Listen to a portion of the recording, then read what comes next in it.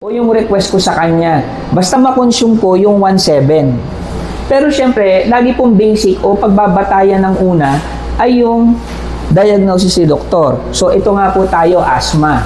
So pag nagbigay po ng gamot ito, bibigyan po kayo ng reseta.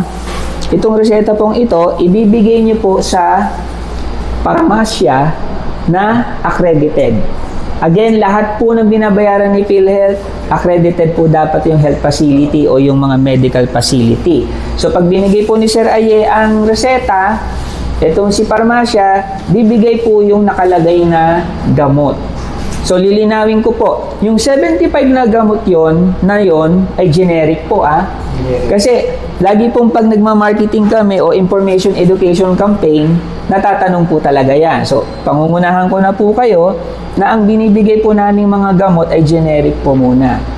And when I say for the meantime, so wala pong ilalabas dito ang miyembro.